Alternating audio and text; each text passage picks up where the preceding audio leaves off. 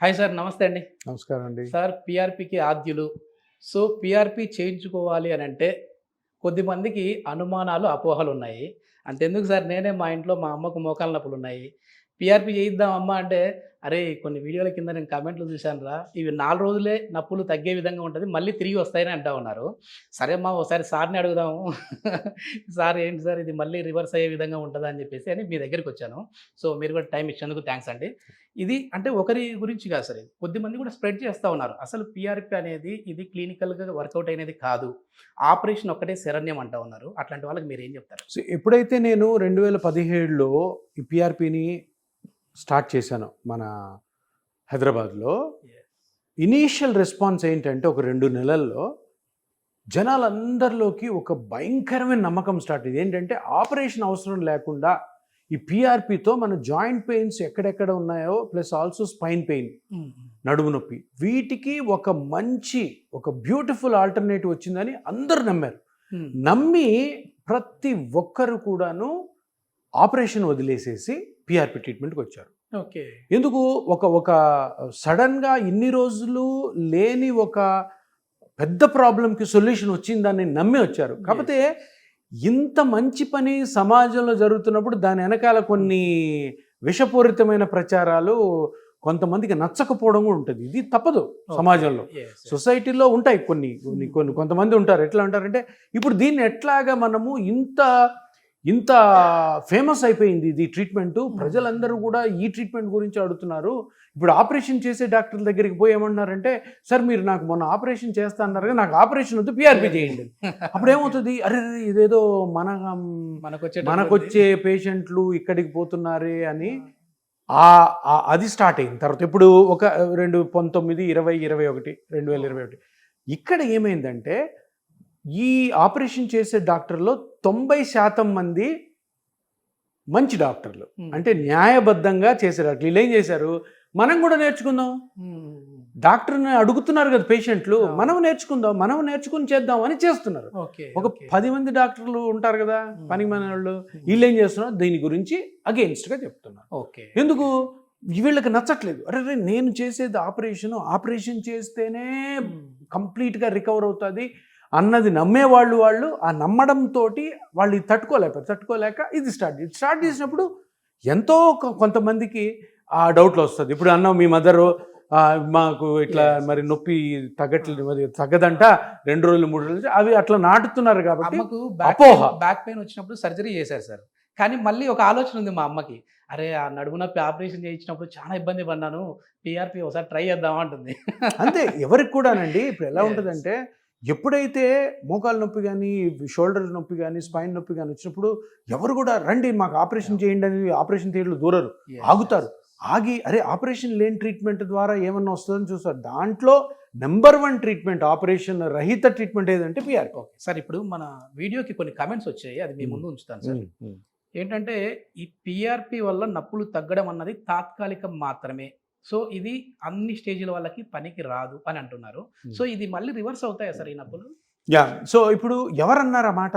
కొద్దిమంది వాళ్ళు డాక్టర్లు కాదు, ఎవరిని అడగాలి, ఎవరు దాని గురించి కామెంట్ చేయాలా? తప్పకుండా ఏ డాక్టర్ అయితే పీఆర్పీలు చేస్తూ పీఆర్పీ మీద ఎక్స్పీరియన్స్ వచ్చిన డాక్టర్ దీని గురించి మాట్లాడాలి. దారిన పోయే దానయ్య మాట్లాడకూడదు, ఆపరేషన్ చేసే డాక్టర్లు అసలు మాట్లాడకూడదు. ఎందుకు, నువ్వు ఆపరేషన్ చేసే డాక్టర్వి, నీకు పీఆర్పీ గురించి తెలీదు, నువ్వెందుకు మాట్లాడుతున్నావు? మాట్లాడొద్దు. నేను మాట్లాడేది ఒకటే, ఆపరేషన్ లేకుండా, ఆపరేషన్ మీకు ఇష్టం లేదు, ఆపరేషన్ వల్ల కొన్ని కాంప్లికేషన్ సైడ్ ఎఫెక్ట్స్ ఉన్నాయని నమ్మి ఆపరేషన్తో భయపడి ఎవరైతే వద్దనుకున్నారో ఆపరేషన్, అటువంటి వాళ్ళు మా దగ్గర రండి. మంచి మాట సార్. మీరు ఆపరేషన్ మీకు ఇష్టం ఉంది, వెళ్ళి చేయించుకోండి. ఆపరేషన్ మీకు ఇష్టం లేదు, నా దగ్గర రండి. ఇప్పుడు ప్రపంచంలో ఒక కండిషన్కి ఒకటే ట్రీట్మెంట్ ఉండదు. గవర్నమెంట్ అప్రూవల్ కొన్ని ట్రీట్మెంట్స్ ఉంటాయి, దాంట్లో ఎవరన్నా ఏమన్నా చూసుకోవచ్చు. ఇప్పుడు నేను చెప్తాను, 100 మందికి మోకాలు నొప్పి వస్తే 60 నుంచి 70 మంది హోమియోకి, ఆయుర్వేదికి వెళ్తారు. ఇది ఆపరేషన్ చేసే డాక్టర్లు తెలుసుకోవాలి. అర్థం కాలే, ఎవరు రారు ఆపరేషన్కి, చాలా తక్కువ మంది వస్తారు. మళ్ళీ రివర్స్ అవుతాయి సార్. ఇప్పుడు రివర్స్ అవుతుంది లేదు ఏ ట్రీట్మెంట్లో కూడా, అలోపతిలో కానీ, హోమియోపతిలో కానీ, ఆయుర్వేదిక్లో కానీ, సిద్ధాలో కానీ, ఎందులో అన్నా కానీ, ఏ ట్రీట్మెంట్కి, ఏ సర్జరీకి, ఏ ప్రొసీజర్కి శాశ్వతంగా ఉండదు ఎఫెక్ట్. Okay, okay. ఎవ్వరు నమ్మకండి. ఏదైనా డాక్టర్ అమ్మ నేను ఈ ఆపరేషన్ చేస్తున్నాను, జీవితాంతం నువ్వు సూపర్గా ఉంటావు, నేను ఈ టాబ్లెట్లు ఇస్తున్నాను, నీకు ఎప్పుడు మళ్ళీ ఈ జబ్బు రాదు అంటే నమ్మకండి. మళ్ళీ మనం ఏ జాగ్రత్తలు ట్రీట్మెంట్ తీసుకోవాల్సిందే. కూడాను శాశ్వతం కాదు. ప్రతి ట్రీట్మెంట్కి కూడాను తగు జాగ్రత్తలు ఉంటాయి, రూల్స్ రెగ్యులేషన్స్ ఉంటాయి, అవి మన పాటించాలి. లైఫ్ స్టైల్ ని బట్టి కూడా ఉంటది కదా సార్. కానీ- ఆపరేషన్ చేయించుకుని అట్లా కూర్చున్నా కూడా కాదు. కానీ ఇప్పుడు ఆపరేషన్ చేసుకున్న తర్వాత, దేనికన్నా బాడీలో ఆపరేషన్ చేసుకున్న తర్వాత ఆ ఆపరేషన్ చేసుకున్న సైట్లో కానీ మళ్ళీ ఇబ్బంది వచ్చిందంటే ఏమి చేయలేం. ఓకే. అదే నువ్వు పిఆర్పి చేసుకున్న తర్వాత నీకు మళ్ళీ నొప్పి వస్తే పిఆర్పి వల్ల మళ్ళీ కూడా ట్రీట్మెంట్ చేయొచ్చు, మళ్ళీ ఆపరేషన్ పోకుండా నిన్ను Okay. కంప్లీట్ రికవర్ సార్ ఇంకొకటి సార్ కమెంట్, ఇది ఏ స్టేజ్ వాళ్ళకి పనికి వస్తుంది అంటే ఇది మాది 4th అన్నారు సార్, మాకు ఓన్లీ సర్జరీ మాత్రమే పరిష్కారం అన్నారు, మరి మేము పిఆర్పి చేయించుకోవచ్చు. చూడండి, ఎప్పుడన్నా కానీ సర్జరీ మట్టుకే ఆప్షను అని ఎవ్వరు అనకూడదు. ఎందుకంటే మన ఇండియాలోనే ఎన్నో ఆప్షన్స్ ఉన్నాయి. ఈ ఆప్షన్స్లో పేషెంట్కి ఆప్షన్స్ వదిలి పేషెంట్ని సెలెక్ట్ చేసుకోమని చెప్పాలి. ఓకే. ఇప్పుడు స్టేజెస్ గురించి మాట్లాడుతున్నారు. నేను ఎన్నో నా ఇంటర్వ్యూస్లో చెప్పాను, స్టేజ్ 1, స్టేజ్ 2, స్టేజ్ 3, స్టేజ్ 4 అన్నవి ఆపరేషన్ చేసేదానికి స్టేజెస్ అవి. అంటే స్టేజ్ 1, స్టేజ్ 2, స్టేజ్ 3లో ఆపరేషన్ చేయకూడదు, స్టేజ్ 4లోనే చేయాలి. బాగుంది, ఆపరేషన్స్ ఇష్టం ఉన్న వాళ్ళు ఆ స్టేజెస్ పెట్టాలండి. మేమేం చేస్తాం పిఆర్పి చేసే డాక్టర్లు, మేము స్టేజెస్ చూడం. ఓకే. ఓకే. మరి ఏం చూస్తారు సార్ మీరంటే మేము స్కాన్ చేస్తాం. ఓకే. ఏం స్కాన్ చేస్తాము? ఇప్పుడు మోకాలులో మీకు నొప్పి వచ్చింది, మోకాలు నొప్పి వస్తే మోకాలంతా చెడిపోయి ఉంటుందా? మోకాలంతా మార్చాల్సిన అవసరం ఉంది. సో ఏం చేయాలి మనం? ఫస్ట్ మోకాలులో స్కానింగ్ చేసి మోకాలులో ఏది దెబ్బతినింది. ఇప్పుడు 2 ఎముకలు ఉంటాయి, ఇక్కడ లిగమెంట్స్ ఉన్నాయి, పైన మజిల్స్ ఉన్నాయి. ఈ బ్లూగా ఉంది చూడండి, ఇది కార్టిలేజ్, ఈ వైట్గా ఉన్నది మెనిస్కస్. వీటిల్లో ఏది దెబ్బతినింది అది కనుక్కోండి. అది కనుక్కొని దాన్ని మీరు న్యాచురల్ గా ట్రీట్ చేయడం ద్వారా బయటపడతారు. ఇప్పుడు సామాన్య దానికి ఈ మోకాలంతా ఎందుకు మార్చాలి? గుజ్జరిగిపోయిందంటే అదేనా సార్? అదే ఇప్పుడు అందరికీ తెలిసింది కూడా. ఎందుకు ఆపరేషన్ చేసుకున్నాం అంటే గుజ్జు జరిగింది సార్ అంటారు. గుజ్జు జరిగిన దానికి గుజ్జును పెంచాలి కానీ మొత్తం మోకాలు ఎందుకు తీయాలి? Logic sir. ఇది అందరికీ ఉన్న డౌటే. సో నేనేమంటున్నాను, స్టేజెస్ మేము చూడం, మేమేం చూస్తాము, ఇక్కడ ఏది దెబ్బతింది. కొన్నిసార్లు లిగమెంట్ ఒక్కటే దెబ్బతిని ఉంటుంది, లిగమెంట్కి పిఆర్పి చేస్తాం. ఒకసారి గుజ్జు జరిగి ఉంటుంది, గుజ్జుకి ట్రీట్మెంట్ చేస్తాం. కొంచెం మజిల్ ప్రాబ్లం వస్తుంది, మజిల్కి ట్రీట్మెంట్ చేస్తాం. సో అట్లాగే ఏ పార్ట్ అయితే డ్యామేజ్ అయిందో ఆ పార్ట్ని కనుక్కొని ట్రీట్మెంట్ చేస్తాం, కానీ స్టేజెస్ మేము చూడం. నా దగ్గర స్టేజ్ 4 వాళ్ళు రావచ్చు, స్టేజ్ 3 రావచ్చు, స్టేజ్ 2 రావచ్చు, మేము చూడం. మేము చూసేదంతా కూడా పేషెంట్ని క్లినికల్గా ఎగ్జామిన్ చేసిన తర్వాత ఒక స్కాన్ చేస్తాం. ఆ స్కానింగ్లో పేషెంట్ చెప్పే నొప్పి ప్లస్ స్కానింగ్ కానీ కొరలేట్ అయినాయి అనుకో, దాన్ని స్కానింగ్లో కనుక్కొని దాన్ని ట్రీట్ చేస్తాం. ఇప్పుడు గుజ్జే అరిగింది అనుకోండి, ఇగో ఇట్లా అరిగి ఉంటుంది, ఇక్కడ చూడండి ఎర్రగా అయింది, ఇది నార్మల్గా ఉంది. ఇప్పుడు ఈ పేషెంట్లో ఇక్కడ అరగడం వల్లనే నొప్పి వచ్చింది కాబట్టి మోకాలంతా ఎందుకు తీయాలి? దీన్ని మళ్ళీ ఇట్లా చేస్తే ఆపరేషన్ లాజికల్గా సైంటిఫిక్గా కరెక్ట్ అవుతుంది, కరెక్ట్ అయి నొప్పి తగ్గుతుంది. ఇదే పిఆర్పి యొక్క ముఖ్య ఉద్దేశం. ఇది తక్కువ రోజులు పనిచేస్తుంది, ఎక్కువ రోజులు పనిచేయదు అన్నది అంతా కూడా విషపూరితమైన ప్రచారం. కానీ ఒక చాలా ముఖ్య గమనిక ఏంటంటే, ఏ డాక్టర్ అయితే ఈ పిఆర్పి చేయాలో ఆ డాక్టరే చేయాలి.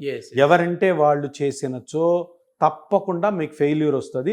పిఆర్పి గురించి ఇప్పుడు కొంత చెడు ప్రభావం జరుగుతున్నదంతా కూడా పిఆర్పి మీద ఎక్స్పీరియన్స్ లేని డాక్టర్లు చేయడం వల్ల కొంత బ్యాడ్ ఎఫెక్ట్స్ వస్తున్నాయి. అంటే నొప్పి తగ్గట్లేదు దానివల్ల. అందుకనే మీరు పిఆర్పి చేయించుకున్నప్పుడు ఎప్పుడు కూడాను ముఖ్యమైన గమనిక ఏంటంటే, ఎక్కువ ఎక్స్పీరియన్స్ ఉన్న డాక్టర్ దగ్గర చేయించుకోవాలి.